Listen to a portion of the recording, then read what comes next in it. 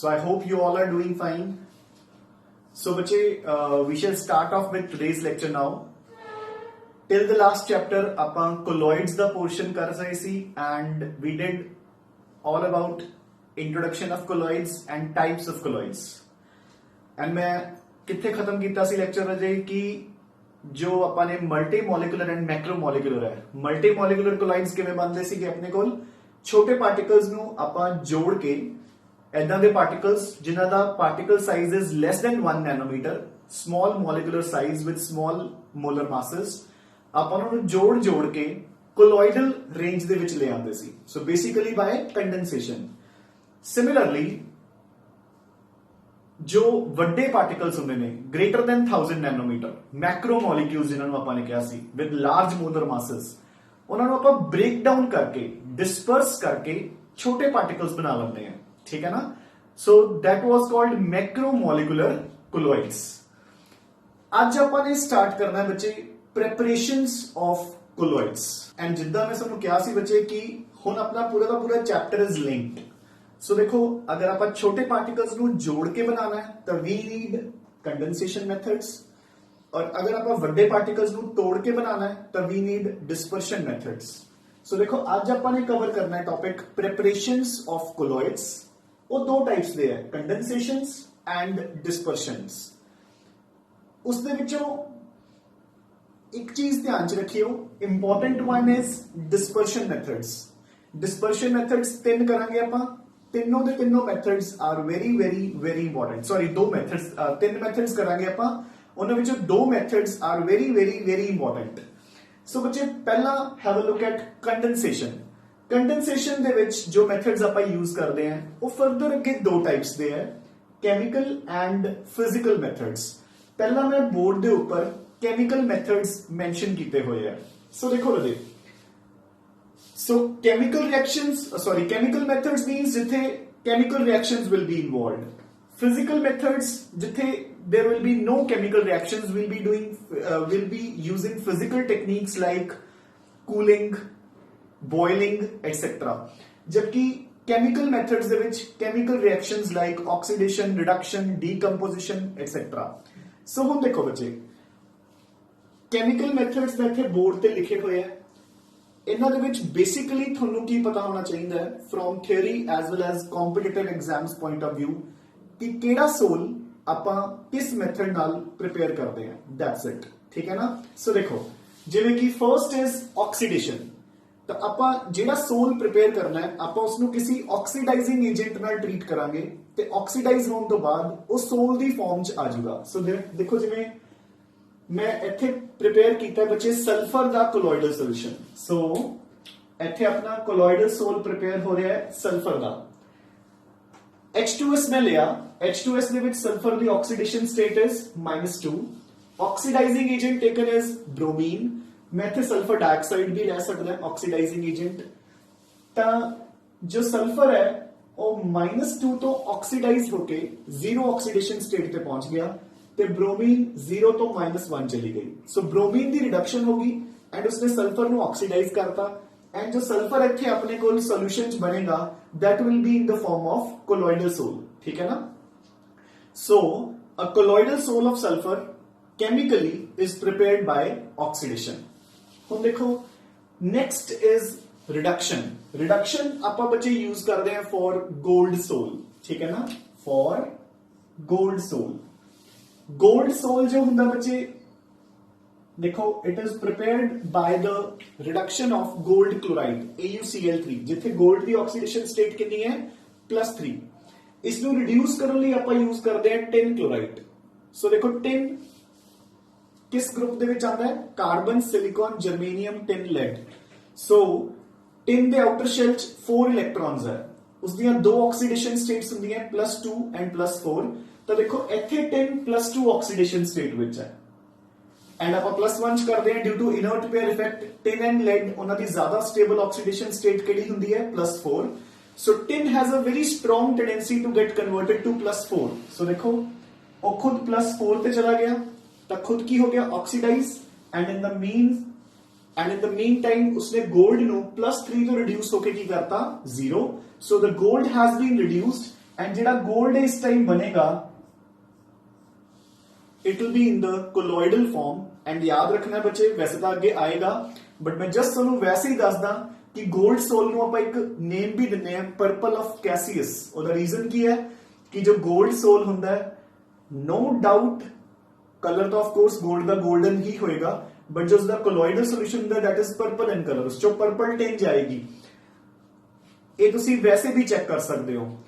ਅਗਰ ਕਿਸੇ ਬੱਚੇ ਨੂੰ ਪੇਂਟਿੰਗ ਦਾ ਸ਼ੌਕ ਹੈ, ਅਗਰ ਪੇਂਟਿੰਗ ਦਾ ਸ਼ੌਕ ਨਹੀਂ ਵੀ ਹੈ ਤਾਂ ਜਿਹੜਾ 골ਡ ਕਲਰ ਆਂਦਾ ਹੈ ਪਾਊਡਰ ਫਾਰਮ ਚ ਵਾਟਰ ਕਲਰ, ਤੁਸੀਂ ਥੋੜਾ ਜਿਹਾ ਵਾਟਰ ਕਲਰ ਲੈ ਕੇ ਉਸ ਨੂੰ ਪਾਣੀ ਚ ਡਿਸੋਲਵ ਕਰਿਓ, ਪਾਣੀ ਦੇ ਵਿੱਚ ਜਾਂ ਜਿਹੜਾ ਉਹ ਮੀਡੀਅਮ ਨਾਲ ਦਿੰਦੇ ਆ, ਤਾਂ ਜਦੋਂ ਤੁਸੀਂ ਡਿਸੋਲਵ ਕਰੋਗੇ ਉਹਦੇ ਉੱਪਰ ਪਰਪਲ ਟਿੰਜ ਕਲੀਅਰਲੀ ਮਾਰੂਗੀ। ਤੁਸੀਂ ਉਸ ਨੂੰ ਬ੍ਰਸ਼ ਨਾਲ ਕਲੌਥ ਦੇ ਉੱਤੇ ਪੇਂਟ ਵੀ ਕਰ ਦਿਓ। ਈਵਨ ਆਫਟਰ ਦ ਪੇਂਟ ਜਿੰਨੀ ਦੇਰ ਤੱਕ ਉਸ ਡਰਾਈ ਨਹੀਂ ਹੋਏਗਾ, ਸੁੱਕਾ ਨਹੀਂ ਹੋਏਗਾ, ਤਾਂ ਉਨੀ ਦੇਰ ਤੱਕ ਉਸ ਚ ਪਰਪਲ ਟਿੰਜ ਮਾਰਦੀ ਰਹੇਗੀ। ਬਲਕਿ ਇਨਫੈਕਟ ਤੁਹਾਨੂੰ ਐਵੇਂ ਲੱਗੇਗਾ ਕਿ ਤੁਸੀਂ ਗਲਤ ਕਲਰ ਕਰਤਾ, ਕਿ ਤੁਸੀਂ ਬਲੂ ਜਾਂ ਪਰਪਲ ਕਲਰ ਕਰਤਾ। ਬਟ ਜਦੋਂ ਉਹ ਡਰਾਈ ਹੋ ਜਾਏਗਾ, ਸੋ ਪਾਣੀ ਗਿਆ, ਕੱਲਾ 골ਡ ਰਹਿ ਗਿਆ, then it will be pure golden in color. So gold soul is known as purple of Cassius ਕਿਉਂਕਿ ਉਸ ਚੋਂ ਪਰਪਲ ਟਿੰਜ ਮਾਰਦੀ ਹੈ। 골ਡ ਦਾ ਜੋ ਸੋਲ ਹੁੰਦਾ ਹੈ, ਕੋਲੋਇਡਲ ਸੋਲੂਸ਼ਨ ਹੁੰਦਾ ਹੈ, that is purple in color. Next is hydrolysis. This reaction is important. Ferric hydroxide sol ਆਪਾਂ प्रिपेयर करते हैं by this method. ਆਪਾਂ FeCl3 ਲੈਣੇ ਆ, ਆਪਾਂ ਉਸ ਨੂੰ ਵਾਟਰ ਨਾਲ ਹਾਈਡਰੋਲਾਈਜ਼ ਕਰ ਦਿੰਦੇ ਆ। ਵਾਟਰ ਦਾ H ਪੋਜ਼ਿਟਿਵ ਐਂਡ ਇਸ ਦਾ Cl ਨੈਗੇਟਿਵ ਮਿਲ ਕੇ ਆਊਟ ਹੋ ਜਾਂਦਾ ਹੈ as HCl and ferric hydroxide ਦਾ ਸੋਲ ਬਣ ਜਾਂਦਾ ਹੈ। ਬੱਚੇ this is a very important example. ਇਸ ਨੂੰ ਆਪਣੇ ਦਿਮਾਗ 'ਚ ਰੱਖਿਓ ਕਿਉਂਕਿ ਇਸ ਨੂੰ ਆਪਾਂ ਫਰਦਰ ਬਹੁਤ ਜਗ੍ਹਾ ਤੇ ਯੂਜ਼ ਕਰਾਂਗੇ। Ferric chloride plus water gives you ferric hydroxide plus HCl. Now, so ਇੱਥੇ ferric hydroxide is your colloidal solution. Double decomposition. Double decomposition मतलब ਆਪਾਂ ਦੋ substances ਨੂੰ ਆਪਸ ਚ decompose ਕਰਦੇ ਹਾਂ, ਠੀਕ ਹੈ ਨਾ, ਦੋਨੋਂ ਹੀ decompose ਹੁੰਦੇ ਆ। ਐਂਡ ਇਸ ਦੇ ਨਾਲ ਆਪਾਂ prepare ਕਰਦੇ ਹਾਂ arsenic sulfide ਦਾ ਸੋਲ। ਸੋ ਆਰਸੈਨਿਕ ਆਕਸਾਈਡ ਨੂੰ ਆਪਾਂ H2S ਨਾਲ ਟ੍ਰੀਟ ਕਰਦੇ ਹਾਂ, ਇਸ ਦਾ H ਪੋਜ਼ਿਟਿਵ ਔਰ ਇਸ ਦਾ O2 ਨੈਗੇਟਿਵ ਮਿਲ ਕੇ ਵਾਟਰ ਆਊਟ ਹੋ ਜਾਂਦਾ ਹੈ ਤੇ ਆਪਣੇ ਕੋਲ ਆਰਸੈਨਿਕ ਸਲਫਾਈਡ ਦਾ ਸੋਲ ਬਣ ਜਾਂਦਾ ਹੈ। ਸੋ ਬੱਚੇ ਜਿਹੜੇ ਇਹ ਸਾਰੇ ਸੋਲਸ ਮੈਂ ਡਿਸਕਸ ਕੀਤੇ ਨੇ, they all are important but from chemical reaction point of view only this one is important, ferric hydroxide. ਉਹ ਵੀ ਤਾਂ ਇੰਪੋਰਟੈਂਟ ਹੈ ਕਿਉਂਕਿ ਆਪਾਂ ਫੈਰਿਕ ਹਾਈਡਰੋਕਸਾਈਡ ਵਾਲੀ ਐਗਜ਼ਾਮਪਲ ਨੂੰ ਅੱਗੇ ਬਹੁਤ ਜਗ੍ਹਾ ਤੇ ਯੂਜ਼ ਕਰਨਾ ਹੈ। ਅਦਰਵਾਈਜ਼ कंडेंसेशन मेथड्स ਦੇ ਵਿੱਚੋਂ ਸਪੈਸ਼ਲੀ ਕੁਐਸਚਨ ਥਿਉਰੀ ਵਿੱਚ there are very bleak chances to come, ਠੀਕ ਹੈ ਨਾ। ਹਾਂ, ਕੰਪੀਟੀਟਿਵ ਐਗਜ਼ਾਮਸ ਚ ਕੁਐਸਚਨ ਆ ਜਾਂਦੇ ਆ, ਠੀਕ ਹੈ ਨਾ। So this is about chemical methods of condensation to prepare colloidal solutions. ਹੁਣ ਆਪਾਂ ਡਿਸਕਸ ਕਰਾਂਗੇ ਬੱਚੇ physical methods. ਸੋ ਬੱਚੇ physical methods are those ਜਿਨ੍ਹਾਂ ਦੇ ਵਿੱਚ ਕੋਈ chemical reaction involved ਨਹੀਂ ਹੈ, ਠੀਕ ਹੈ ਨਾ। So there are no chemical reactions involved. We'll be using only physical techniques like changing the solvent, boiling, heating, cooling, freezing, etc.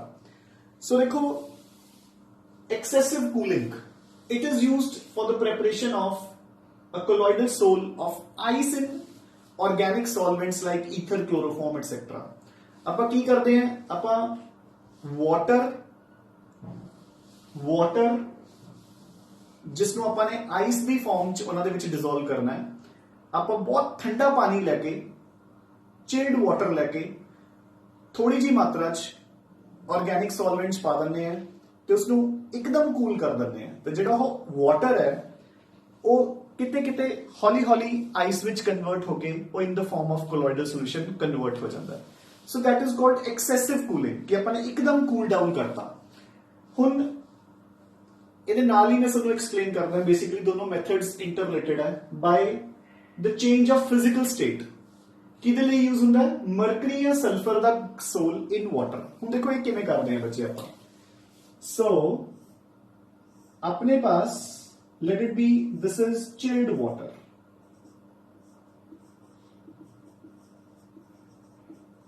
this is chilled water।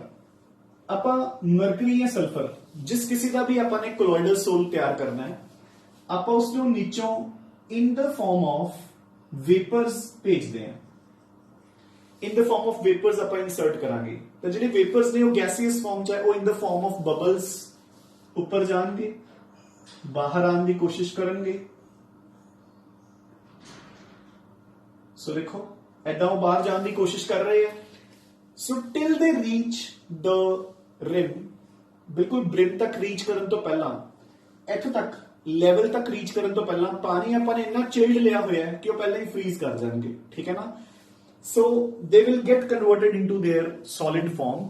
सो देखो वो बिल्कुल कोलॉइडल सॉल्यूशन दे विच कन्वर्ट हो गए। So this is called by the change of physical state या by excessive cooling, गल इको ही है। सो देखो आप वेपर्स की फॉर्म च उसनू भेजिया, ठीक है, तो vapours in the form of छोटे छोटे बबल्स है, वेरी फाइन पार्टिकल्स।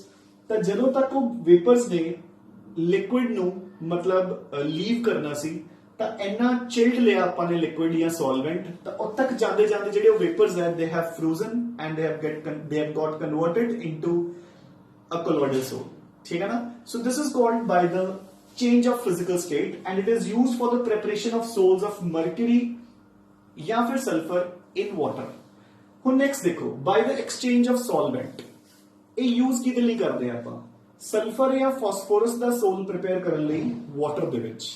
मतलब जिथे डिस्पर्शन मीडिया की है वाटर ते अपना डिस्पर्स्ड फेज की है सल्फर या फॉस्फोरस, तो ਉਹਦੇ ਲਈ ਆਪਾਂ एक्सचेंज ऑफ सॉल्वेंट भी यूज करते हैं। ਹੁਣ ਇਸ ਦਾ ਮਤਲਬ ਕੀ ਹੈ, ਸੋ ਬੱਚੇ ਸਲਫਰ ਤੇ ਫਾਸਫੋਰਸ ਜੋ ਹੈ ਉਹ ਪਾਣੀ ਵਿੱਚ ਡਿਸੋਲਵ ਨਹੀਂ ਕਰਦੇ। ਕੱਲ ਜੋ ਤੁਸੀਂ ਐਕਸਰਸਾਈਜ਼ ਸੋਲਵ ਕੀਤੀ ਹੈ ਅਸਾਈਨਮੈਂਟ, ਉਹਦੇ ਵਿੱਚ ਇੱਕ ਕੁਐਸਚਨ ਵੀ ਸੀ ਕਿ ਆਪਾਂ ਸਲਫਰ ਨੂੰ ਪਾਣੀ 'ਚ ਪਾਇਆ ਤੇ ਪਾਣੀ ਵਿੱਚ ਉਹ ਡਿਸੋਲਵ ਨਹੀਂ ਹੋਇਆ, ਸੋਲ ਤਿਆਰ ਨਹੀਂ ਹੋਇਆ, ਤਾਂ this type of sol is called hydrophobic, है ना, कि जो पानी ਦੇ ਵਿੱਚ डिसॉल्व नहीं होया तो it means it is not water attracting, it is water repelling, so hydrophobic. तो बच्चे सल्फर या phosphorus they do not dissolve in water, तो ਆਪਾਂ सोल किद्दां तैयार करांगे, तो देखो ਆਪਾਂ ਕੀ ਕਰਾਂਗੇ, ਇੱਕ लेट इट बी कि ਆਪਾਂ इस बीकर ਦੇ ਵਿੱਚ सोल तैयार करना है and this is your water, fine. ਆਪਾਂ ਇੱਕ ਛੋਟਾ ਜਿਹਾ बीकर ਹੋਰ ਲੈ ਕੇ एक ऐदा दा सॉल्वेंट लवांगे। चलो मैं एग्जांपल दे नाल ही चलना है। सो जिवें हुण सल्फर या फास्फोरस है, they both are soluble in alcohol, तो आपां इस दे विच थोड़ा जिहा एल्कोहल ले लांगे। हुण जिहड़ा अपना सल्फर या फास्फोरस है वो आपां इस दे विच ऐड कर दांगे, ठीक है। जो सल्फर या फास्फोरस है वो एल्कोहल च डिसॉल्व कर जाएगा, डन। सो हुण अपने कोल सल्फर या फास्फोरस दा एल्कोहल दे विच सॉल्यूशन तैयार हो गया। नाउ वी नो कि एल्कोहल अगे पानी च सॉल्युबल है, तो हुण जिहड़ा आ सॉल्यूशन आपने तैयार कर लिया, इसनूं आपां पानी च डिसॉल्व कर दांगे, तो हुण एल्कोहल पानी च डिसॉल्व हो जाएगा, सल्फर एल्कोहल च डिसॉल्वड है, तो इनडायरेक्टली मैं सल्फर या फास्फोरस नूं वाटर दे विच डिसॉल्व कर लिया। तुसीं कहोगे कि सर एल्कोहल तां विच हैगा ही है, एल्कोहल विच हैगा बच्चे, बट वो ज्यादा आपां नूं प्रॉब्लम क्रिएट नहीं करेगा। द रीजन बीइंग कि उहदी क्वांटिटी बहुत थोड़ी जी है, ठीक है ना। So now water will act as the solvent या dispersion media and sulfur या phosphorus they will act as dispersed phase। So but we have prepared the sol of sulfur या phosphorus in water by the exchange of solvent। ਆਪਾਂ ਪਹਿਲਾਂ ਕੀ ਕੀਤਾ, ਉਹਨਾਂ ਨੂੰ ਥੋੜੇ ਜਿਹੇ ਐਲਕੋਹਲ ਚ ਡਿਸੋਲਵ ਕਰ ਲਿਆ, ਐਲਕੋਹਲ ਨੂੰ ਪਾਣੀ ਚ ਪਾਤਾ, ਤਾਂ ਇਨਡਾਇਰੈਕਟਲੀ ਆਪਾਂ ਉਹਨਾਂ ਨੂੰ ਪਾਣੀ ਦੇ ਵਿੱਚ ਡਿਸੋਲਵ ਕਰ ਲਿਆ, fine. So these are your physical methods of preparations of colloids by condensation technique, ठीक है ना। हुण आपां करांगे बच्चे dispersion methods। The dispersion methods are very very very very very important, ठीक है ना। आपां 3 methods करने हैं, उन्हां विचों second and third methods are very important। So starting off with dispersion methods of preparations of colloids। सो बच्चे आप 3 मेथड्स करने हैं, mechanical, Bredig's arc and peptization. अगर आप एग्जाम पॉइंट ऑफ व्यू ना सोचिए तो Bredig's arc and peptization are important, और अगर आप chapter the continuation point of view ना देखिए, जिद्दां आपने कहा सी कि मल्टीमोलिकुलर मैक्रोमोलिकुलर, उन्हां दे बेस ते आपने कीता कंडेंसेशन एंड डिस्पर्शन, ठीक है। हुण चैप्टर पॉइंट ऑफ व्यू नाल जिहड़ा चैप्टर अगे तुरेगा वो पेप्टाइजेशन दे बेस ते तुरेगा, ठीक है ना। जो अपने अगे फर्दर जिन्ने भी टॉपिक्स करने हैं they are related to peptization, ठीक है। Means peptization is important for further studying point of view. Now हुण देखो बच्चे मैकेनिकल मेथड, ये तो खुद ही बोल रहे हैं, मैकेनिकल मींस जोर जबरदस्ती नाल, ठीक है ना। सो आपां की करांगे, आपां ਸੋ ਹੁਣ ਆਪਾਂ ਡਿਸਪਰਸ਼ਨ ਮੈਥਡਸ ਕਰ ਰਹੇ ਹਾਂ। ਪਹਿਲਾਂ ਤਾਂ ਆਪਣਾ ਦਿਮਾਗ 'ਚ ਕਲੀਅਰ ਰੱਖੋ ਕਿ ਆਪਾਂ ਵੱਡੇ ਪਾਰਟੀਕਲਸ ਨੂੰ ਤੋੜ ਕੇ ਡਿਸਪਰਸ ਕਰਕੇ ਛੋਟੇ ਪਾਰਟੀਕਲਸ ਬਣਾਉਣਾ ਹੈ ਕੋਲੋਇਡਲ ਰੇਂਜ। ਸੋ ਆਪਾਂ ਕੀ ਕਰਾਂਗੇ, ਆਪਾਂ ਜਿਸ ਕਿਸੇ ਦਾ ਵੀ ਸੋਲ ਬਣਾਉਣਾ ਹੈ ਬੱਚੇ, ਉਹਦਾ ਆਪਾਂ ਇੱਕ ਪਹਿਲਾਂ ਸਸਪੈਂਸ਼ਨ ਤਿਆਰ ਕਰ ਲਾਂਗੇ। ਸੋ this is your ਸੋਲਵੈਂਟ dispersion media. ਜਿਹੜੇ ਵੀ ਮੀਡੀਅਮ ਦੇ ਵਿੱਚ ਆਪਾਂ ਨੇ ਬਣਾਉਣਾ ਹੈ, ਆਪਾਂ ਉਸ ਦੇ ਵਿੱਚ ਉਹਦੀ ਸਸਪੈਂਸ਼ਨ ਤਿਆਰ ਕਰ ਲਾਂਗੇ, ਠੀਕ ਹੈ ਨਾ। ਵੱਡੇ ਵੱਡੇ ਪਾਰਟੀਕਲਸ, ਨੋ ਡਾਊਟ ਜਿਹੜੇ ਵੱਡੇ ਪਾਰਟੀਕਲਸ ਨੇ ਬਹੁਤ ਜਲਦੀ ਸੈਟਲ ਡਾਊਨ ਹੋ ਜਾਣਗੇ। ਸੋ ਆਪਾਂ ਨੇ ਪਹਿਲਾਂ ਡਿਸਪਰਸ਼ਨ ਲਈ ਵੱਡੇ ਪਾਰਟੀਕਲਸ ਤਿਆਰ ਕਰ ਲਏ, ਫਿਰ ਆਪਾਂ ਉਸ ਨੂੰ ਪਾਸ ਕਰਾਂਗੇ ਕੋਲੋਇਡਲ ਮਿਲ ਚੋਂ। ਬੱਚੇ ਕੋਲੋਇਡਲ ਮਿਲ ਤੁਸੀਂ ਪੜ੍ਹ ਨੋਟਸ ਵਿੱਚੋਂ ਸਕਦੇ ਹੋ, ਬਟ ਜਸਟ ਲਾਈਕ ਜਿਵੇਂ ਆਪਾਂ ਘਰਾਂ ਦੇ ਵਿੱਚ ਦਾਲ ਵਗੈਰਾ ਲਈ ਜਾਂ ਉਸਦੇ ਲਈ ਦਾਲ ਵਗੈਰਾ ਦਲਣ ਲਈ ਆਪਾਂ ਚੱਕੀ ਨਹੀਂ ਯੂਜ਼ ਕਰਦੇ, ਤੁਸੀਂ ਸਭ ਨੇ ਦੇਖੀ ਹੋਊਗੀ। ਤਾਂ ਉਹਦਾ ਕੀ ਹੁੰਦਾ, ਜਿਹੜਾ ਨੀਚੇ ਵਾਲਾ ਡਿਸਕ ਹੁੰਦੀ ਹੈ ਉਹ ਸਟੇਸ਼ਨਰੀ ਹੁੰਦੀ ਹੈ, ਆਪਾਂ ਉੱਪਰੋਂ ਐ ਘੁਮਾਉਂਦੇ ਰਹਿੰਦੇ ਆ, ਦਾਲ ਉੱਪਰੋਂ ਪਾਉਂਦੇ ਰਹਿੰਦੇ ਆ ਤੇ ਉਹ ਪਿਸ ਕੇ ਬਾਹਰ ਆਉਂਦੀ ਰਹਿੰਦੀ ਹੈ, ਠੀਕ ਹੈ ਨਾ। ਆਈ ਹੋਪ ਕਿ ਤੁਸੀਂ ਸਭ ਨੇ ਦੇਖੀ ਹੋਈ ਹੈ। ਬਿਲਕੁਲ ਉਸੇ ਮੈਥਡ ਨਾਲ ਆਪਾਂ ਇੱਕ ਕੋਲੋਇਡਲ ਮਿਲ ਰਹਿੰਦੇ ਆ ਜਿਸ ਦੇ ਦੋਨੋਂ ਹਿੱਸੇ ਰੋਟੇਟ ਕਰ ਰਹੇ ਹੁੰਦੇ ਨੇ ਆਪੋਜ਼ਿਟ ਡਾਇਰੈਕਸ਼ਨ 'ਚ। ਆਪਾਂ ਜਿਹੜਾ ਇਹ ਸਸਪੈਂਸ਼ਨ ਤਿਆਰ ਕਰ ਲਈ, ਆਪਾਂ ਇਹਦੇ ਵਿੱਚੋਂ ਪਾਸ ਕਰਦੇ ਰਹਿੰਦੇ ਆ ਔਰ ਇਹ ਪਿਸ ਕੇ ਕੋਲੋਇਡਲ ਪਾਰਟੀਕਲ ਰੇਂਜ ਪਹੁੰਚ ਕੇ ਬਾਹਰ ਆਉਂਦਾ ਰਹਿੰਦਾ ਹੈ ਵਿਦ ਦ ਡਿਸਪਰਸ਼ਨ ਮੀਡੀਆ। ਜਿਹੜੀ ਉਹ ਕੋਲੋਇਡਲ ਮਿਲ ਹੁੰਦੀ ਹੈ, ਉਸ ਦੀ ਜਿਹੜੀ ਰੋਟੇਸ਼ਨ ਹੈ that occurs at a very high speed of 7000 revolutions per minute। so 1 minute 'ਚ ਉਹ 7000 revolutions ਕਰਦੀ ਹੈ, ਠੀਕ ਹੈ। ਸੋ ਉਸ ਨੂੰ ਆਪਾਂ ਕਹਿੰਦੇ ਹਾਂ colloidal mill. So this is a mechanical method, ਮਤਲਬ ਆਪਾਂ ਜ਼ੋਰ ਨਾਲ, ਫੋਰਸ ਨਾਲ, ਪਾਵਰ ਨਾਲ ਉਸ ਨੂੰ ਕੋਲੋਇਡਲ ਸੋਲੂਸ਼ਨ ਦੇ ਵਿੱਚ ਪ੍ਰਿਪੇਅਰ ਕਰ ਲਿਆ। Now come on to Bredig's arc, a very important method. So ਦੇਖੋ ਬੱਚੇ, ਹੁਣ ਫਸਟ ਆਫ ਆਲ ਤਾਂ ਇਹਦੇ 'ਚ ਯਾਦ ਰੱਖਣਾ ਹੈ ਕਿ ਬ੍ਰੈਡਿਗਸ ਆਰਕ ਮੈਥਡ ਕਿਹਦੇ ਲਈ ਯੂਜ਼ ਹੁੰਦਾ ਹੈ, for the preparation of colloidal soles of metals, ਜਿੱਦਾਂ ਕਿ 골ਡ ਜਾਂ ਸਿਲਵਰ। ਹੁਣ ਜਦੋਂ ਪਿੱਛੇ ਆਰਕ ਲੱਗਿਆ ਹੋਇਆ ਹੈ ਤਾਂ ਇਹਦਾ ਮਤਲਬ it is related to electricity, ਹੈ ਨਾ। ਹੁਣ ਦੇਖੋ ਆਪਾਂ ਕੀ ਕਰਦੇ ਹਾਂ, ਲੈਟ ਇਟ ਬੀ, ਆਪਾਂ ਨੇ ਆਪਣਾ ਇੱਥੇ ਸੋਲਵੈਂਟ ਲੈ ਲਿਆ ਬੱਚੇ। ਇਸ ਸੋਲਵੈਂਟ ਦੇ ਵਿੱਚ ਆਪਾਂ ਜਿਹੜੇ ਵੀ ਮੈਟਲ ਦਾ, 골ਡ ਸਿਲਵਰ ਕੁਝ ਵੀ, ਉਸਦੇ ਇਲੈਕਟ੍ਰੋਡਸ ਬਣਾਉਂਦੇ ਆ। ਉਹਨਾਂ ਇਲੈਕਟ੍ਰੋਡਸ ਨੂੰ of course electricity the source ਨਾਲ ਕਨੈਕਟ ਕਰ ਦਿੰਦੇ ਆ, ਠੀਕ ਹੈ। ਆਪਾਂ ਇੰਨੀ ਜ਼ਿਆਦਾ ਵੋਲਟੇਜ ਤੇ ਇੱਕਦਮ એનર્ਜੀ ਦੇਵਾਂਗੇ। ਦੇਖੋ ਬੱਚੇ, electricity is also a form of energy. ਆਪਾਂ ਇੰਨੀ, ਦੇਖੋ ਜਿਹੜੇ ਸੋਲਿਡ ਨੇ, ਸੋਲਿਡ ਤੋਂ ਪਹਿਲਾਂ ਬਣਦਾ ਲਿਕੁਇਡ, ਲਿਕੁਇਡ ਤੋਂ ਬਣਦਾ ਗੈਸ, ਹਨਾ। ਸੋਲਿਡ ਤੋਂ ਲਿਕੁਇਡ ਬਣਨ ਦੀ ਪ੍ਰੋਸੈਸ ਨੂੰ ਆਪਾਂ ਕੀ ਕਹਿੰਦੇ ਆ, ਮੈਲਟਿੰਗ। ਗੈਸ, ਲਿਕੁਇਡ ਤੋਂ ਗੈਸ ਨੂੰ ਆਪਾਂ ਕੀ ਕਹਿੰਦੇ ਆ ਬੱਚੇ, ਵੇਪਰਾਈਜੇਸ਼ਨ। ਅਗਰ ਆਪਾਂ ਸੋਲਿਡ ਤੋਂ ਡਾਇਰੈਕਟ ਗੈਸ ਬਣਾਣੀ ਹੋਵੇ ਤਾਂ ਉਹਨੂੰ ਆਪਾਂ ਕੀ ਕਹਿੰਦੇ ਹੁੰਦੇ ਆ, ਸਬਲੀਮੇਸ਼ਨ। ਸੋ ਆਪਾਂ ਇੰਨੀ ਜ਼ਿਆਦਾ ਵੋਲਟੇਜ ਤੇ ਇਲੈਕਟ੍ਰਿਸਿਟੀ ਪਾਸ ਕਰਾਂਗੇ ਕਿ ਉਸਨੂੰ ਇੰਨੀ ਜ਼ਿਆਦਾ ਹੀਟ ਮਿਲੂਗੀ ਕਿ ਉਹ ਡਾਇਰੈਕਟਲੀ ਗੈਟਸ ਕਨਵਰਟਡ, ਜਿਹੜਾ ਮੈਟਲ ਹੈ it directly gets converted into gas, vapour form 'ਚ। ਸੋ ਜਦੋਂ ਇਹ ਵੇਪਰ ਫਾਰਮ ਦੇ ਵਿੱਚ ਡਿਸਪਰਸ ਹੋਏਗਾ ਤਾਂ ਅਗੇਨ ਇਹਦੇ ਜਿਹੜੇ ਵੇਪਰਸ ਨਿਕਲਣਗੇ ਉਹ ਉੱਪਰ ਜਾਣਗੇ, ਠੀਕ ਹੈ। ਉਹ ਵੇਪਰਸ ਦੀ ਫਾਰਮ 'ਚ ਉੱਪਰ ਜਾਣ ਦੀ ਕੋਸ਼ਿਸ਼ ਕਰਨਗੇ ਐਂਡ ਇੱਥੇ ਆਪਾਂ ਲਗਾ ਦਾਂਗੇ ਬੱਚੇ ਕੂਲੈਂਟ, ਯਾਨੀ ਕਿ ice. So it will be covered with ice.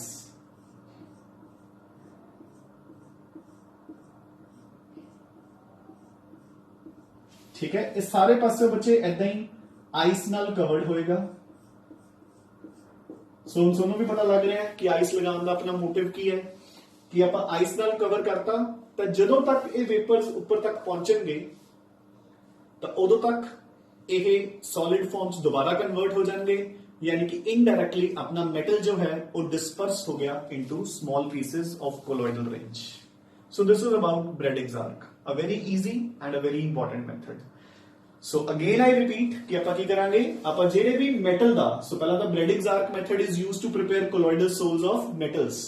ਆਪਾਂ ਜਿਹੜੇ ਵੀ ਮੈਟਲ ਦਾ colloidal sole ਬਣਾਉਣਾ ਹੈ, ਆਪਾਂ ਉਸਦੇ ਇਲੈਕਟ੍ਰੋਡਸ ਲੈ ਕੇ ਉਹਨਾਂ ਨੂੰ ਡਿਪ ਕਰ ਦਾਂਗੇ ਆਪਣੇ ਡਿਸਪਰਸ਼ਨ ਮੀਡੀਆ 'ਚ। ਬਹੁਤ ਜ਼ਿਆਦਾ ਹਾਈ ਵੋਲਟੇਜ ਤੇ ਆਪਾਂ એનર્ਜੀ ਦੇਵਾਂਗੇ ਤਾਂ ਕਿ ਜੋ ਮੈਟਲ ਹੈ it gets directly converted into vapour form. ਜਿਹੜੇ ਉਹ ਵੇਪਰਸ ਨੇ, ਜਦੋਂ ਉਹ in the form of bubbles ਉੱਪਰ ਜਾ ਰਹੇ ਹੋਣਗੇ ਤਾਂ ਉਹ ਡਿਸਪਰਸ ਹੋ ਕੇ ਬਾਹਰ ਆ ਜਾਣਗੇ, ਠੀਕ ਹੈ। So this is about Bredig's arc. So before they escape from the surface they will get cooled, क्योंकि ਆਪਾਂ ਜਿਹੜਾ सॉल्वेंट है मीडियम है अपना उसको बहुत बुरी तरह चिल कर देंगे by placing ice around it, ठीक है ना। So this is called dispersion. ਆਪਾਂ जो मेटलिक सॉलिड सीगा ਆਪਾਂ उसਨੂੰ डिस्पर्स करता इनटू कोलॉइडल फॉर्म। ये कटेगा point. So now we shall come on to peptization, a very very very important topic. ते बच्चे याद रखना है, अगेन आई रिपीट कि अपना जो फर्दर चैप्टर है पूरा का पूरा that will be carried from peptization. A short question and very important to understand the further topics. So बच्चे we shall start peptidization with an example. मैं समझ क्या सीखा, क्या रिएक्शन चंगी तरह याद रखियो। So we have ferric chloride, ਆਪਾਂ उसकी हाइड्रोलिसिस की थी, अपने पास बन गया फेरिक हाइड्रोक्साइड दा sol plus HCl goes out. This is your soul. ਹੁਣ ਬੱਚੇ ਅਗਰ ਤੁਹਾਨੂੰ ਯਾਦ ਹੋਵੇ ਆਪਾਂ +1 ਚ ਕਰਦੇ ਹੁੰਦੇ ਆ ਜਦੋਂ ਆਪਾਂ ਪੜ੍ਹਦੇ ਆ S ਬਲੌਕ ਚ ਸੋਡੀਅਮ ਹਾਈਡਰੋਕਸਾਈਡ ਉਹਦੀਆਂ ਯੂਜ਼ਸ ਦੇ ਵਿੱਚ it is used to precipitate ferric chloride in the form of ferric hydroxide। ਦੇਖੋ ਨਾ ਆਪਾਂ ਵਾਟਰ ਦੀ ਜਗ੍ਹਾ ਤੇ ਅਗਰ NaOH ਪਾਇਆ ਹੁੰਦਾ ਤਾਂ ਬਾਹਰ ਕੀ ਨਿਕਲ ਜਾਂਦਾ NaCl ਤੇ ਆਪਣੇ ਕੋਲ ਫੈਰਿਕ ਹਾਈਡਰੋਕਸਾਈਡ ਬਣ ਜਾਂਦਾ।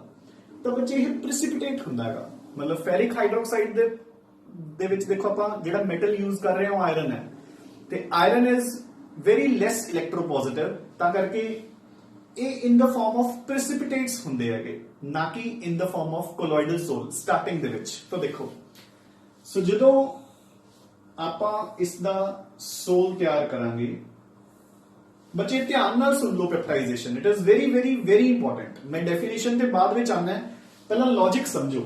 तो जो ये फेरिक हाइड्रोक्साइड बनूंगा, ये फेरिक हाइड्रोक्साइड नीचे in the form of lumps precipitates दी फॉर्म ऐदा नीचे इकट्ठा हो जाएगा, ठीक है। नाउ सो ਹੁਣ ਤੁਸੀਂ ਕਹੋਗੇ ਕਿ ਸਰ ਫਿਰ ਇਹ ਕੋਲੋਇਡਲ ਸੋਲੂਸ਼ਨ ਕਿਵੇਂ ਬਣਿਆ, ਇਹ ਤਾਂ ਪ੍ਰਿਸਿਪੀਟੇਟਸ ਬਣ ਗਏ, ਵੱਡੇ ਵੱਡੇ ਪਾਰਟੀਕਲਸ ਬਣ ਗਏ। ਦੇਖੋ ਤਾਂ ਹੀ ਤਾਂ ਆਪਾਂ ਇਸ ਨੂੰ ਕਿਸ ਦੀ ਕੈਟਾਗਰੀ 'ਚ ਪੜ ਰਹੇ ਹਾਂ, ਡਿਸਪਰਸ਼ਨ ਮੈਥਡਸ। ਹੁਣ ਆਪਾਂ ਇਹਨਾਂ ਨੂੰ ਡਿਸਪਰਸ ਵੀ ਕਰਾਂਗੇ।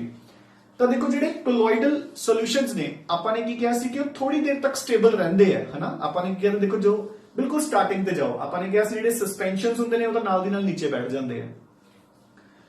ਜਿਹੜੇ ਟਰੂ ਸੋਲੂਸ਼ਨਸ ਹੁੰਦੇ ਨੇ ਉਹਨਾਂ ਦੇ ਕ੍ਰਿਸਟਲੋਇਡਸ ਨੀਚੇ ਬੈਠਦੇ ਹੀ ਨਹੀਂ। ਕੋਲੋਇਡਲ ਆਪਾਂ ਨੇ ਕਿਹਾ ਸੀਗਾ ਕਿ ਦੇ remain stable for some time, ਜਾਂ ਤਾਂ ਖੁਦ ਨੀਚੇ ਬੈਠ ਜਾਂਦੇ ਨੇ ਜਾਂ ਆਪਾਂ ਸੈਂਟਰੀਫਿਊਗੇਸ਼ਨ ਨਾਲ, ਜਿਵੇਂ ਮਿਲਕ ਦੀ ਐਗਜ਼ਾਮਪਲ ਕੀਤੀ ਸੀ, ਆਪਾਂ ਉਸ ਨੂੰ ਕੋਐਗੂਲੇਟ ਕਰ ਸਕਦੇ ਹਾਂ। ਤਾਂ ਬੱਚੇ ਹੁਣ ਇਹ ਕੋਐਗੂਲੇਟ ਬਣ ਹੋ ਗਏ ਹੈ। ਬੇਸ਼ੱਕ ਇਹਨਾਂ ਦਾ ਪਾਰਟੀਕਲ ਸਾਈਜ਼, ਇੱਕ ਪਾਰਟੀਕਲ ਦਾ ਸਾਈਜ਼ ਕੋਲੋਇਡਲ ਰੇਂਜ ਦੇ ਵਿੱਚ ਹੈ, ਬਟ ਹੁਣ ਇਹ ਜੁੜ ਜੁੜ ਕੇ ਤਾਂ ਬੱਚੇ ਸਸਪੈਂਸ਼ਨ ਦੀ ਸਾਈਜ਼ 'ਚ ਪਹੁੰਚ ਗਏ, ਠੀਕ ਹੈ ਨਾ। ਹੁਣ ਕੋਲੋਇਡਲ ਸੋਲੂਸ਼ਨ ਫਿਰ ਆਪਣਾ ਬਣਦਾ ਕਿਵੇਂ ਹੈ, ਤਾਂ ਹੁਣ ਕੋਲੋਇਡਲ ਸੋਲੂਸ਼ਨ ਕਿਵੇਂ ਬਣਦਾ ਹੈ, ਤਾਂ ਜਦੋਂ ਆਪਾਂ ਇਹਨੂੰ ਪ੍ਰਿਪੇਅਰ ਕਰਦੇ ਹਾਂ ਦੇਖੋ ਤਾਂ ਜਿਹੜਾ ਇਲੈਕਟ੍ਰੋਲਾਈਟ ਹੈ, ਇਲੈਕਟ੍ਰੋਲਾਈਟ ਸਮਝਦੇ ਨਾ ਸਾਲਟ ਵਿਚ can dissociate into positive and negative. ਤਾਂ ਦੇਖੋ ਵਾਟਰ ਤਾਂ ਇੱਥੇ ਇਲੈਕਟ੍ਰੋਲਾਈਟ ਹੈ ਹੀ ਨਹੀਂ। ਬੇਸ਼ੱਕ ਵਾਟਰ H ਪੋਜ਼ਿਟਿਵ ਤੇ OH ਨੈਗੇਟਿਵ ਦਾ ਬਣਿਆ ਹੁੰਦਾ ਹੈ, ਬਟ ਵੀ ਨੋ ਕਿ it is a very poor electrolyte. ਆਪਾਂ ਕੈਮੀਕਲ ਇਕੁਇਲਿਬ੍ਰੀਅਮ 'ਚ ਪੜ੍ਹਦੇ ਹਾਂ ਕਿ ਵਾਟਰ ਦਾ ਜੋ ਆਇਨਾਈਜੇਸ਼ਨ ਕਾਂਸਟੈਂਟ ਹੁੰਦਾ ਹੈ ਦੈਟ ਇਜ਼ ਓਨਲੀ 10⁻⁻14, ਜਿਹਨੂੰ ਆਪਾਂ ਕਹਿੰਦੇ ਹਾਂ ਆਇਓਨਿਕ ਪ੍ਰੋਡਕਟ ਆਫ ਵਾਟਰ। ਤੇ ਆਪਾਂ ਵੈਸੇ ਵੀ ਕਹਿੰਦੇ ਆ ਕਿ ਅਗਰ ਤੁਸੀਂ ਪਿਓਰ ਵਾਟਰ ਦੇ ਵਿੱਚ, pure water is a poor conductor of electricity, ਕਿਉਂਕਿ ਉਹ ਆਇਨਾਈਜ਼ ਹੀ ਨਹੀਂ ਕਰਦਾ ਬੱਚੇ। ਤਾਂ ਵਾਟਰ ਤਾਂ ਇਲੈਕਟ੍ਰੋਲਾਈਟ ਹੈ ਹੀ ਨਹੀਂ। ਜਿਹੜਾ ਵੀ ਇਲੈਕਟ੍ਰੋਲਾਈਟ ਹੈ ਆਪਾਂ ਉਸ ਨੂੰ, ਹੁਣ ਬੱਚੇ ਵੈਰੀ ਇੰਪੋਰਟੈਂਟ ਪੁਆਇੰਟ ਹੈ, ਆਪਾਂ ਉਸ ਨੂੰ ਐਕਸੈਸ 'ਚ ਯੂਜ਼ ਕਰਾਂਗੇ। ਅਗਰ ਇਸਦੇ ਅਗਰ ਵਾਟਰ ਦੇ 1000 ਮੋਲੀਕਿਊਲਸ ਹੈ ਤਾਂ ਆਪਾਂ ਇਸ ਦੇ ਨਾਲ ਵਾਟਰ ਦੇ 1000 ਮੋਲੀਕਿਊਲਸ ਨਾਲ ਰਿਐਕਟ ਕਰਨ ਲਈ ਤਾਂ ਆਪਾਂ ਨੂੰ ਇਹਦੇ 1000 ਹੀ ਚਾਹੀਦੇ ਆ, ਬਟ ਆਪਾਂ ਇਹਦੇ 1000 ਨਹੀਂ ਯੂਜ਼ ਕਰਾਂਗੇ, ਆਪਾਂ ਫੈਰਿਕ ਕਲੋਰਾਈਡ ਦੇ 2000 3000 ਮਤਲਬ ਐਕਸੈਸ 'ਚ ਯੂਜ਼ ਕਰਾਂਗੇ। ਹੁਣ ਉਸ ਦਾ ਕੀ ਹੋਊਗਾ? ਸੋ ਪਹਿਲਾਂ ਆਹ ਰਿਐਕਸ਼ਨ ਹੋਗੀ ਤੇ ਆ ਫੈਰਿਕ ਹਾਈਡਰੋਕਸਾਈਡ ਦੇ ਪਾਰਟੀਕਲਸ ਨੀਚੇ ਆ ਕੇ ਬੈਠ ਗਏ। ਮੈਂ ਇੱਕ ਪਾਰਟੀਕਲ ਨੂੰ ਤੁਹਾਨੂੰ ਸਮਝਾਉਣ ਲਈ ਮੈਗਨੀਫਾਈ ਕਰਕੇ ਲਿਖ ਦਿੰਦਾ। So this is your ferric hydroxide ਦੇ ਪਾਰਟੀਕਲਸ ਜਿਹੜੇ ਕਿ ਆਪਸ ਵਿੱਚ ਕੋਐਗੂਲੇਟ ਹੋ ਕੇ नीचे बैठ गए, ठीक है। नाउ ਹੁਣ ਬੱਚੇ ਯਾਦ ਰੱਖਣਾ ਹੈ ਕਿ ਜਿਹੜੇ ਕੋਲੋਇਡਲ ਪਾਰਟੀਕਲਸ ਹੁੰਦੇ ਨੇ ਨਾ they have a very important property. ਉਹ ਕਿਹੜੀ ਪ੍ਰੋਪਰਟੀ ਹੈ? ਆਲਵੇਜ਼ ਰਿਮੈਂਬਰ, ਅੱਗੇ ਆਪਾਂ ਨੇ ਹਰ ਜਗ੍ਹਾ ਤੇ ਯੂਜ਼ ਕਰਨੀ ਹੈ। They have a very important property ਕਿ ਉਹ ਜਿਹੜਾ ਇਲੈਕਟ੍ਰੋਲਾਈਟ ਹੁੰਦਾ ਹੈ ਉਹਦੇ ਵਿੱਚੋਂ ਉਹ ਲਾਈਕ ਆਇਨਸ ਨੂੰ ਆਪਦੇ ਉੱਪਰ ਐਡਜ਼ੌਰਬ ਕਰ ਲੈਂਦੇ ਆ। ਸੋ ਦੇਖੋ ਸਰਫੇਸ ਕੈਮਿਸਟਰੀ ਵੀ ਆ ਗਈ, ਐਡਜ਼ੌਰਪਸ਼ਨ। ਉਹ ਲਾਈਕ ਆਇਨਸ ਨੂੰ ਆਪਦੇ ਉੱਪਰ ਐਡਜ਼ੌਰਬ ਕਰ ਲੈਂਦੇ ਆ। ਲਾਈਕ ਆਇਨਸ ਮਤਲਬ ਜਿਹੜੇ ਕਿ ਇਲੈਕਟ੍ਰੋਲਾਈਟ ਵਿੱਚ ਵੀ ਹੋਣ ਤੇ ਕੋਲੋਇਡ ਵਿੱਚ ਵੀ ਹੋਣ। ਹੁਣ ਦੇਖੋ ਕਿਵੇਂ, ਹੁਣ ਜਿਹੜਾ ਆਪਣਾ ਕੋਲੋਇਡਲ ਪਾਰਟੀਕਲਸ ਨੇ ਉਹ ਦੋ ਟਾਈਪ ਦੇ ਆਇਨਸ ਦੇ ਬਣੇ ਹੋਏ ਆ। ਕਿਹੜੇ ਕਿਹੜੇ? ਇੱਕ ਤਾਂ Fe3+ ਔਰ ਇੱਕ OH ਨੈਗੇਟਿਵ ਆਇਨਸ। ਇਹੀ ਦੋ ਆਇਨਸ ਹੈ। ਫੈਰਿਕ ਕਲੋਰਾਈਡ ਜੋ ਆਪਾਂ ਨੇ ਐਕਸੈਸ ਚ ਯੂਜ਼ ਕੀਤਾ ਹੈ ਉਹ ਵੀ ਦੋ ਟਾਈਪ ਦੇ ਆਇਨਸ ਦਾ ਬਣਿਆ ਹੋਇਆ ਹੈ। ਕਿਹੜੇ ਕਿਹੜੇ? Fe3+ and Cl- ions. ਤਾਂ ਬੱਚੇ ਇੱਥੇ ਲਾਈਕ ਆਇਨਸ ਕਿਹੜੇ ਹੋਏ? ਫੈਰਿਕ, ਕਿਉਂਕਿ ਜਿਹੜੇ ਨੈਗੇਟਿਵ ਆਇਨਸ ਆ ਤਾਂ ਦੋਨੋਂ ਅਲੱਗ-ਅਲੱਗ ਹੈ, ਠੀਕ ਹੈ। ਤਾਂ ferric ions are like ions. ਹੁਣ ਇਹ ਜਿਹੜੇ ਫੈਰਿਕ ਹਾਈਡਰੋਕਸਾਈਡ ਦੇ ਪਾਰਟੀਕਲਸ ਨੇ ਇਹ ਐਕਸੈਸ ਇਲੈਕਟ੍ਰੋਲਾਈਟ ਵਿੱਚੋਂ ਫੈਰਿਕ ਆਇਨਸ ਨੂੰ ਆਪਦੇ ਉੱਪਰ ਐਡਜ਼ੌਰਬ ਕਰ ਲੈਣਗੇ। ਸੋ ਦੇਖੋ, ਸੋ ਜਿਹੜੇ ਫੈਰਿਕ ਆਇਨਸ ਹੈ ਉਹ ਇਹਨਾਂ ਦੇ ਉੱਪਰ ਐਡਜ਼ੌਰਬ ਹੋ ਜਾਣਗੇ। ਜਦੋਂ ਇਹਨਾਂ ਦੇ ਉੱਪਰ ਐਡਜ਼ੌਰਬ ਹੋ ਗਏ ਤਾਂ ਆਫ ਕੋਰਸ ਸਾਰੇ ਪਾਰਟੀਕਲਸ ਦਾ ਚਾਰਜ ਕੀ ਹੋ ਗਿਆ ਬੱਚੇ? ਹੁਣ ਪਹਿਲਾਂ ਨਿਊਟਰਲ ਸੀ, ਹੁਣ ਪੋਜ਼ਿਟਿਵ ਹੋ ਗਿਆ। So all these particles have now become positive in charge। ਤੇ ਬੱਚੇ ਪੋਜ਼ਿਟਿਵ ਪਾਰਟੀਕਲਸ ਆਪਸ ਵਿੱਚ ਕੀ ਕਰਨਗੇ? ਰਿਪੈਲ। ਤੇ ਨਾਲ ਦੀ ਨਾਲ ਜਿਵੇਂ ਇਹਨਾਂ ਦੇ ਉੱਤੇ ਪੋਜ਼ਿਟਿਵ ਚਾਰਜ ਆਏਗਾ ਇਹ ਸਾਰੇ ਇੱਕ ਦੂਸਰੇ ਤੋਂ ਡਿਸਪਰਸ ਹੋ ਕੇ ਦੂਰ-ਦੂਰ ਚਲੇ ਜਾਣਗੇ ਐਂਡ ਇਹਨਾਂ ਸਾਰਿਆਂ ਦੇ ਉੱਪਰ ਕੀ ਆ ਗਿਆ? Positive charge. ਸੋ ਇਹ ਸਾਰੇ ਇੱਕ ਦੂਸਰੇ ਤੋਂ ਦੂਰ-ਦੂਰ ਹੋ ਗਏ। ਅਗਰ ਇਨ ਕੇਸ ਪਾਸ ਆਣਗੇ ਵੀ ਰਿਪੈਲ ਹੋ ਕੇ ਨਾਲ ਦੀ ਨਾਲ ਦੇ ਵਿਲ ਗੋ ਅਵੇ। And this charge is responsible for the stability of the colloids.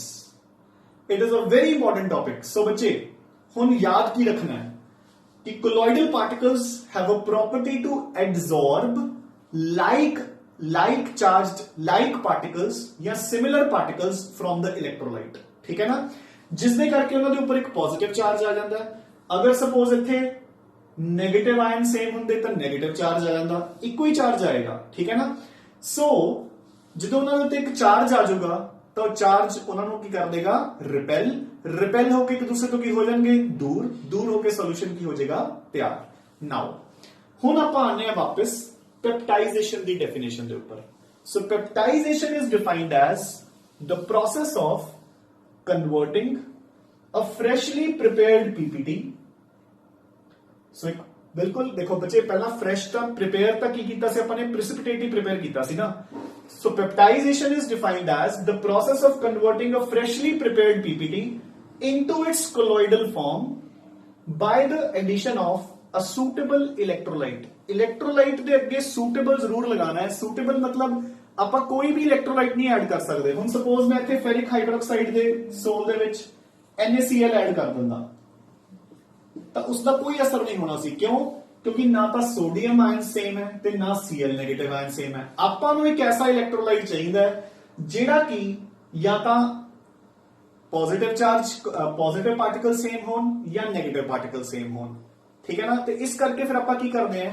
ਆਪਾਂ ਨਾਰਮਲੀ ਜਿਹੜਾ ਇਲੈਕਟ੍ਰੋਲਾਈਟ ਹੁੰਦਾ ਹੈ ਉਸ ਨੂੰ ਐਕਸੈਸ ਚ ਲੈ ਲੈਂਦੇ ਆ ਤਾਂ ਕਿ ਉਹਦੇ ਪਾਰਟੀਕਲਸ ਉਹਦੇ ਉੱਤੇ ਹੀ ਐਡਜ਼ੌਰਬ ਹੋ ਜਾਣਗੇ। ਸੋ ਦੇਖੋ again I repeat your definition। The process of converting a freshly prepared PPT into its colloidal form by the addition of a suitable electrolyte। ठीक है ना। अच्छा, so ਹੁਣ ਇਹ ਵੀ ਯਾਦ ਰੱਖਣਾ ਹੈ ਕਿ ਜਿਹੜਾ ਆਪਣਾ ਫੈਰਿਕ ਹਾਈਡਰੋਕਸਾਈਡ ਸੋਲ ਹੁੰਦਾ ਹੈ ਉਹਦੇ ਉੱਪਰ ਕਿਹੜਾ ਚਾਰਜ ਹੁੰਦਾ ਹੈ? ਹਮੇਸ਼ਾ ਪੋਜ਼ਿਟਿਵ ਚਾਰਜ। ਇਹ ਮੈਂ ਤੁਹਾਨੂੰ ਐਂਡ ਤੇ ਇੱਕ ਚਾਰਟ ਵੀ ਦੇਵਾਂਗਾ ਕਿ ਕਿਹੜੇ ਸੋਲਸ ਦੇ ਉੱਪਰ ਕਿਹੜਾ ਚਾਰਜ ਹੁੰਦਾ ਹੈ। ਹੁਣ ਤੁਹਾਡਾ ਅਗਲਾ ਕੁਐਸਚਨ ਇਹ ਵੀ ਹੋ ਸਕਦਾ ਹੈ ਕਿ ਸਰ ਅਗਰ ਮੈਂ ਇੱਥੇ ਵਾਟਰ ਦੀ ਜਗ੍ਹਾ ਤੇ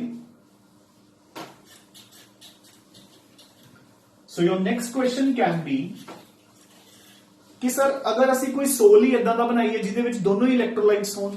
ਫੋਰ ਐਗਜ਼ਾਮਪਲ ਮੈਂ AgNO3 ਔਰ Ki ਲੈ ਕੇ AgI ਬਣਾ ਲਿਆ ਪਲੱਸ KNO3 ਆਊਟ। ਹੁਣ ਇੱਥੇ ਇਹ ਤਾਂ ਇਲੈਕਟ੍ਰੋਲਾਈਟ ਹੈ, ਇਹ ਕੋਲੋਇਡ ਹੈ ਨਾ। ਸੋ ਮੈਂ ਇਹਦਾ ਕੋਲੋਇਡ ਪਾਰਟੀਕਲ ਬਣਾਇਆ। ਹੁਣ ਆਪਣੇ ਕੋਲ ਦੋਨੋਂ ਹੀ ਇਲੈਕਟ੍ਰੋਲਾइट्स ਹੈ, Ag positive NO3 negative, K positive I negative. ਤਾਂ ਹੁਣ ਤੁਸੀਂ ਕਹੋਗੇ ਕਿ ਸਰ ਇਹਦੇ ਉੱਪਰ ਚਾਰਜ ਕਿਹੜਾ ਹੋਊਗਾ, ਹਨਾ? ਤਾਂ ਆਨਸਰ ਉਹੀ ਹੈ ਜੋ ਤੁਹਾਡੇ ਮਾਈਂਡ ਚ ਆਣਾ ਚਾਹੀਦਾ ਹੈ। ਕੀ ਆਇਆ ਤੁਹਾਡੇ ਮਾਈਂਡ ਚ ਕਿ ਚਾਰਜ ਪੋਜ਼ਿਟਿਵ ਵੀ ਹੋ ਸਕਦਾ ਹੈ ਤੇ ਨੈਗੇਟਿਵ ਵੀ ਹੋ ਸਕਦਾ ਹੈ। ਸੋ ਅਗਰ ਤੁਸੀਂ ਗੂਗਲ ਤੇ ਸਰਚ ਕਰੋਗੇ ਜਾਂ ਬੁੱਕ ਸਰਚ ਕਰੋਗੇ ਕਿ ਸਿਲਵਰ ਦੇ ਜਿਹੜੇ ਹੈਲਾਈਡਸ ਹੁੰਦੇ ਨੇ ਉਹਨਾਂ ਦੇ ਕੋਲੋਇਡਸ ਦੇ ਉੱਪਰ ਕਿਹੜਾ ਚਾਰਜ ਹੁੰਦਾ ਹੈ, ਤਾਂ ਉੱਥੇ ਆਊਗਾ ਈਦਰ ਪੋਜ਼ਿਟਿਵ ਔਰ ਨੈਗੇਟਿਵ, ਕਿਉਂਕਿ ਉਹ ਦੋਨੋਂ ਇਲੈਕਟ੍ਰੋਲਾइट्स ਤੋਂ ਬਣਦੇ ਆ। ਹੁਣ ਅਗਰ ਤੁਸੀਂ ਸਪੋਜ਼ ਇਸ ਨੂੰ ਐਕਸੈਸ ਚ ਲੈ ਲਓ ਤਾਂ ਰਿਐਕਸ਼ਨ ਹੋਣ ਤੋਂ ਬਾਅਦ ਇਹ ਖਤਮ ਹੋ ਜਾਊਗਾ। ਸੋ ਆਪਣੇ ਕੋਲ ਲਾਈਕ ਪਾਰਟੀਕਲ ਕਿਹੜਾ ਬਣਿਆ, NO3 ਤੇ I ਨੈਗੇਟਿਵ ਤਾਂ ਅਲੱਗ-ਅਲੱਗ ਹੈ। ਸੋ ਕਿਹੜਾ ਐਡਜ਼ੌਰਬ ਹੋਊਗਾ, ਸਿਲਵਰ। ਜਦੋਂ ਸਿਲਵਰ ਐਡਜ਼ੌਰਬ ਹੋਊਗਾ ਤਾਂ ਉੱਪਰ ਚਾਰਜ ਕੀ ਆ ਜਾਊਗਾ, ਪੋਜ਼ਿਟਿਵ। ਸੋ ਪੋਜ਼ਿਟਿਵ ਬਣ ਗਿਆ। ਹੁਣ ਉਲਟਾ ਕਰ ਲਓ, ਹੁਣ ਤੁਸੀਂ ਇਸ ਨੂੰ ਐਕਸੈਸ ਚ ਲੈ ਲਓ ਤਾਂ ਜਦੋਂ ਤੁਸੀਂ Ki ਨੂੰ ਐਕਸੈਸ ਚ ਲਿਆ ਤਾਂ ਇਹ ਤਾਂ ਯੂਜ਼ ਹੋ ਗਿਆ, ਹੁਣ ਇਹ ਬਚ ਗਿਆ। ਹੁਣ ਕਿਹੜਾ ਐਡਜ਼ੌਰਬ ਹੋਊਗਾ ਉੱਪਰ, I ਨੈਗੇਟਿਵ। ਜਦੋਂ I ਨੈਗੇਟਿਵ ਐਡਜ਼ੌਰਬ ਹੋਊਗਾ ਤਾਂ ਬੱਚੇ ਚਾਰਜ ਕਿਹੜਾ ਹੋਊਗਾ, negative charge. You getting a point? So this is about stabilization of sols by peptidization। चलो एक बार आप stabilization ਨੂੰ ਛੱਡੋ, एक बार आप peptidization ਤੇ ਆਓ। The process of converting a freshly prepared PPT into its colloidal form by the addition of a suitable electrolyte is known as peptidization। ਜਿਹੜੇ ਕੋਲੋਇਡਲ ਪਾਰਟੀਕਲਸ ਹੁੰਦੇ ਨੇ they have a very important property ਕਿ ਉਹ ਆਪਦੇ ਉੱਪਰ absorb ਕਰ ਲੈਂਦੇ ਨੇ ਲਾਈਕ ਆਇਨਸ ਨੂੰ, ਠੀਕ ਹੈ ਨਾ, ਸਿਮਿਲਰ ਆਇਨਸ ਨੂੰ, ਜਿਹਦੇ ਕਰਕੇ ਉਹਨਾਂ ਦੇ ਉੱਪਰ ਕੋਈ ਨਾ ਕੋਈ ਚਾਰਜ ਆ ਜਾਂਦਾ ਹੈ, either positive or negative, and that charge is responsible for their stability. So ਜਿਹੜੇ ਮੇਨ ਪਾਰਟੀਕਲਸ ਆਪਾਂ ਨੇ ਕਰਨੇ ਆ, ਮੈਂ ਤੁਹਾਨੂੰ ਹੁਣੇ ਹੀ ਦੱਸ ਦਿੰਦਾ। ਵੈਸੇ ਨੋਟਸ ਦੇ ਵਿੱਚ ਅੱਗੇ ਚਾਰਟ ਬਣਿਆ ਹੋਇਆ ਹੈ, ਤਾਂ ਬੱਚੇ ਯਾਦ ਰੱਖਣਾ ਹੈ ਜਿਹੜੇ ਮੇਜਰ ਪੋਜ਼ਿਟਿਵ ਸੋਲਸ ਨੇ that is metals ਦੇ ਹਾਈਡਰੋਕਸਾਈਡ। ਜਿਹੜੇ ਮੇਜਰ ਨੈਗੇਟਿਵ ਸੋਲ ਆਪਣੇ ਸਿਲੇਬਸ ਚ ਹੈ, ਮੈਟਲਸ ਖੁਦ। ਸੋ 골ਡ, ਸਿਲਵਰ, ਇਹਨਾਂ ਦੇ ਉੱਪਰ ਨੈਗੇਟਿਵ ਚਾਰਜ ਹੁੰਦਾ ਬੱਚੇ। ਆਪਾਂ ਨੇ ਇੱਕ ਆਰਸੈਨਿਕ ਸਲਫਾਈਡ ਕੀਤਾ ਹੈ, that also has a negative charge। ਤੇ ਜਿਹੜੇ ਸੋਲਸ ਦੇ ਉੱਪਰ ਪੋਜ਼ਿਟਿਵ ਵੀ ਹੋ ਸਕਦਾ ਹੈ ਐਂਡ ਨੈਗੇਟਿਵ ਵੀ ਹੋ ਸਕਦਾ ਹੈ, they are silver halides। Examples अपने को होर भी है जो अपन अगे आनगियां, वो नोट्स विच समड अप है, बट फिलहाल तुसी ये ध्यान च रखना है कि पॉजिटिव जिहड़ियां एग्जाम्पल्स इंपॉर्टेंट है कि positive sols they which very important example ferric hydroxide, negative sols they which metals खुद एंड मेटल्स दे सल्फाइड्स। बच्चे सच्चे इदा नहीं याद रखना कि आयरन दा हाइड्रोक्साइड मतलब मेटल्स दे हाइड्रोक्साइड्स आर पॉजिटिव, मेटल्स खुद are negative, metals they sulphides are negative. अगर यही सल्फाइड आयरन दा हुंदा तो भी नेगेटिव ही होना सी। ते सिल्वर दे halides, silver bromide, iodide, chloride, उन्हां दे जिहड़े आपां कोलॉइडल सॉल्यूशन बनावांगे they can have either negative or positive charge. So this is about peptidization, and with this we complete our preparations of colloids। इस दे विचों बच्चे मैं अगेन ਤੁਹਾਨੂੰ ਦੱਸਦਾ कि कंडेंसेशन ਦੇ ਵਿੱਚੋਂ ਖਾਸ ਕੁਐਸਚਨਸ ਨਹੀਂ ਆਉਂਦੇ, ਡਿਸਪਰਸ਼ਨ ਇਜ਼ ਇੰਪੋਰਟੈਂਟ। ਡਿਸਪਰਸ਼ਨ ਦੇ ਵਿੱਚੋਂ ਵੀ ਅੱਗੇ ਦੋ ਮੈਥਡਸ ਬ੍ਰੈਡਿਗਜ਼ਾਰਕ ਐਂਡ ਪੈਪਟਾਈਜ਼ੇਸ਼ਨ, ਐਂਡ ਉਸ ਦੇ ਵਿੱਚੋਂ ਵੀ ਪੈਪਟਾਈਜ਼ੇਸ਼ਨ ਤੁਹਾਨੂੰ ਬਹੁਤ ਚੰਗੀ ਤਰ੍ਹਾਂ ਆਣੀ ਚਾਹੀਦੀ ਹੈ ਕਿਉਂਕਿ ਉਸੇ ਦੇ ਬੇਸ ਤੇ ਆਪਣਾ ਚੈਪਟਰ ਫਾਰਵਰਡ ਮੂਵ ਕਰੇਗਾ, ਠੀਕ ਹੈ ਨਾ। ਹੁਣ ਬੱਚੇ ਦੇਖੋ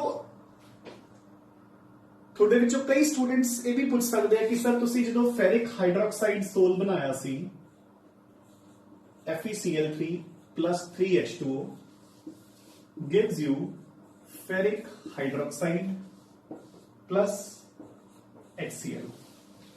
तो देखो वाटर तो चलो अपने सोल बनाने लिए मीडियम का काम करूंगा, है ना।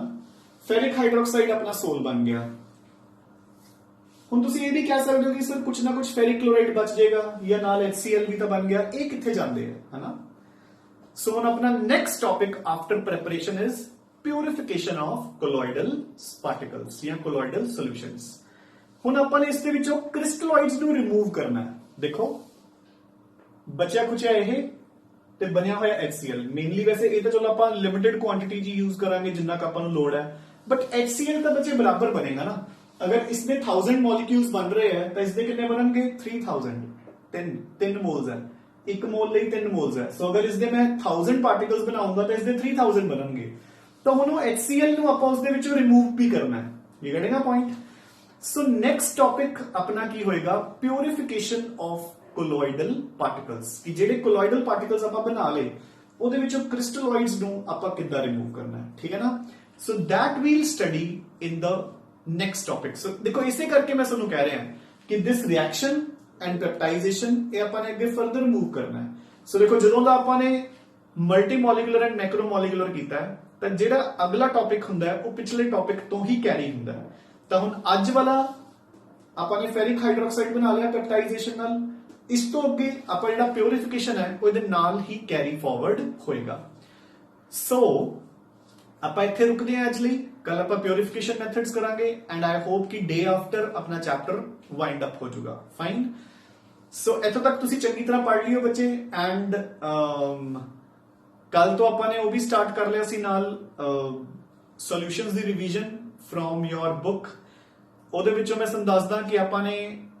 ਫਰਸਟ ਰਾਉਂਡ ਦੇ ਵਿੱਚ ਹੀ ਵੈਸੇ ਤਾਂ ਅਸੀਂ ਇਹ ਆਪਾਂ ਐਂਡ ਤੇ ਕਰਦੇ ਹੁੰਨੇ ਆ ਬਟ ਸਿੰਸ ਹੁਣ ਆਪਣੇ ਕੋਲ ਐਂਪਲ ਅਮਾਉਂਟ ਆਫ ਟਾਈਮ ਹੈ and you can also utilise it ਤਾਂ ਹੁਣ ਆਪਾਂ ਫਰਸਟ ਰਾਉਂਡ ਦੇ ਵਿੱਚ ਹੀ ਨਾਲ ਜੋ ਚੈਪਟਰ ਪਿੱਛੇ ਕੰਪਲੀਟ ਹੋਈ ਜਾਣਗੇ ਉਹਨਾਂ ਦੇ NCERT in text questions NCERT exercises plus ਜੋ ਇੰਪੋਰਟੈਂਟ ਕੁਐਸਚਨਸ ਹੈ from previous board exams and previous MCQs ਤਾਂ ਆਪਾਂ ਅਸਾਈਨਮੈਂਟ ਦੇ ਵਿੱਚ ਹੀ ਕਵਰ ਕਰੀ ਜਾ ਰਹੇ ਹਾਂ ਤਾਂ ਬੁੱਕ ਦੇ ਵਿੱਚੋਂ ਆਪਾਂ NCERT ਕੁਐਸਚਨਸ ਇਨ ਟੈਕਸਟ ਵੀ ਤੇ ਐਕਸਰਸਾਈਜ਼ਸ ਵੀ plus the questions from previous board exams and ਤੁਸੀਂ ਖੁਦ ਨੋਟ ਕਰੋਗੇ ਜੋ ਤੁਸੀਂ ਸੋਲਵ ਕਰੋਗੇ ਕਿ ਜਿਹੜੀਆਂ ਅਸਾਈਨਮੈਂਟਸ ਆਪਾਂ ਨਾਲ ਸੋਲਵ ਕਰਦੇ ਹਾਂ ਮੋਸਟ ਆਫ ਦ ਕੁਐਸਚਨਸ ਉਹਨਾਂ ਦੇ ਵਿੱਚੋਂ ਹੀ ਕਵਰਡ ਹੋਣਗੇ ਠੀਕ ਹੈ ਨਾ so keep practising keep studying stay fit and fine thanks ਬੱਚੇ